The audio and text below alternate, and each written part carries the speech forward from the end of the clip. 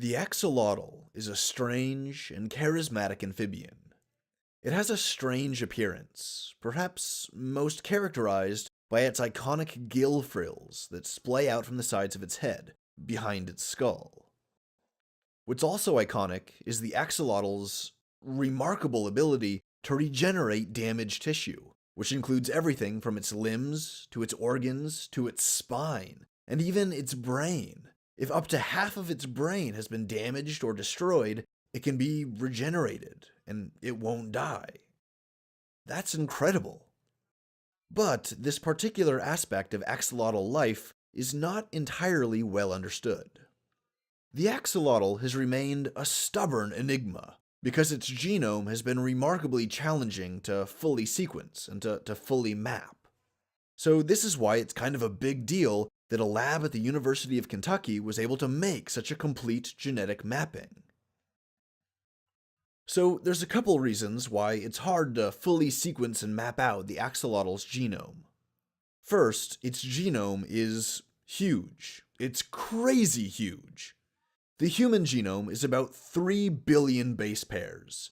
3 billion base pairs that code for all of the instructions to build a human being from a single-celled embryo. And these 3 billion base pairs are spread across 46 chromosomes. Now in contrast, the axolotl genome has about 32 billion base pairs, which is 10 to 11 times, or an order of magnitude, more base pairs than the human genome. And these 32 billion base pairs are spread across just 14 chromosomes. So you have 10 to 11 times the base pairs that need to be compiled into a third as many chromosomes. So each chromosome is massive. This also means that sequencing each chromosome is an unusually titanic task, because each chromosome is so big. And then, to compound the difficulty, you have to consider that vast stretches of the axolotl genome contain repetitive sequences. And because of all of these repetitive sequences, it gets really challenging to figure out where each gene might go. It gets really hard to line everything up accurately in the first place. Because say you have a gene and there's some repeating sequences on either end of the gene, and you think, okay, well it could go here because the ends overlap with this other gene here. But it also overlaps with this gene over here, and with that gene over there, because they all have all of these overlapping sequences. So really quickly, trying to map these all out becomes a really big headache. This is actually where the biggest challenge has lied. Chunks of the axolotl genome have been successfully sequenced, because honestly, the sequencing itself isn't really the hard part. Ever since Sanger sequencing, it's been pretty easy, if a little time-consuming, to sequence a genome. And ever since Sanger sequencing has been developed, we've also developed newer, faster, and less work-intensive methods of next-generation sequencing. So this part is relatively easy. The hard part is correctly placing these blocks of data in the right order to accurately recreate the entire chromosome and to recreate the genome. So how did the researchers solve this problem? How did they overcome this challenge that has plagued so many other research efforts? Well, first, they sequenced about 125,000 separate chunks of axolotl DNA. This was the easy part. The hard part, as I've said, is arranging these chunks into the right sequence. Randall Voss was a co-lead author of the study, and he said, quote, "We did this using one of the most fundamental concepts in genetics, linkage mapping. If you find that pieces of DNA tend to be inherited together, then they must map near each other," unquote. This is to say that during the process of meiosis, homologous chromosomes will line up, and they'll go through a process of recombination, where they'll exchange homologous chunks of genes or groups of genes between each other, and they'll mix up a little bit.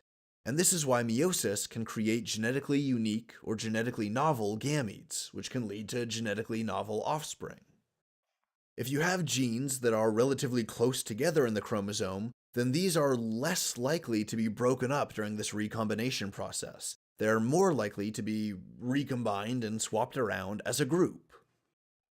By slowly figuring out what these groups are, you can slowly start to figure out which groups belong on a particular chromosome. And so you start to see this rough crystallization of where everything might go, and it's all starting to fall into place.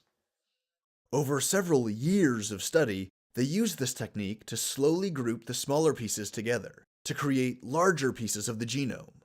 You can kind of think of it like building a jigsaw puzzle.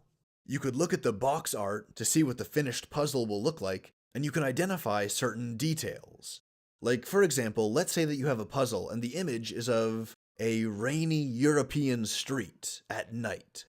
So you could look at this image and you could find some kind of details that are pretty easily recognizable, like maybe a particular street light, or somebody leaning out of a window and looking at everything going on below, or maybe the face of somebody sitting on a bench by the road. Any of these details.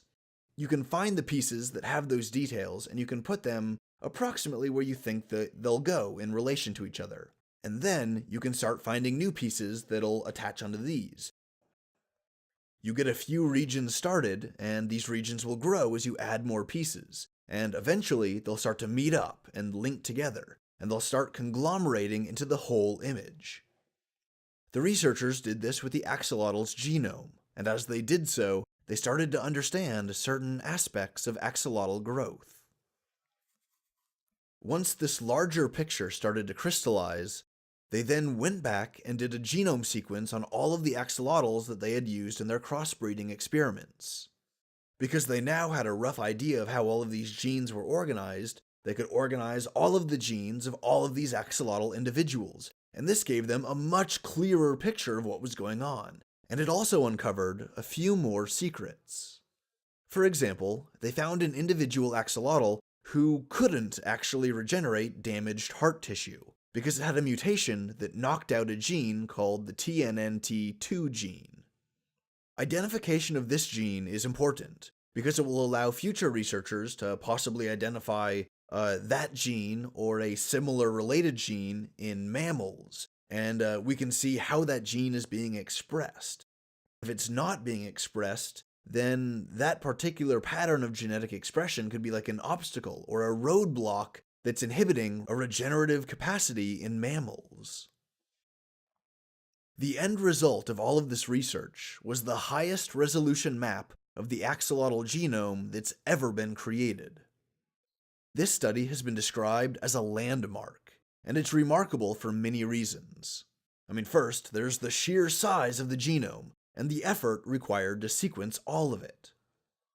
Second, there's the titanic effort of figuring out this giant jigsaw puzzle so as to accurately recreate the whole genome. And third, now that they've got the whole genome mostly mapped out, they can start figuring out which genes and which patterns of gene expression are involved in the axolotl's amazing capacity for regeneration. We can then apply this knowledge to mammals, and ideally to humans, to see if we can unlock some kind of genetically latent regenerative capacity. Imagine, if you will, that you've been grievously wounded, like an organ has been punctured, or you've been maimed and lost a limb. Now imagine that your body is able to heal that organ, or to regrow that limb, quickly, using your own genes.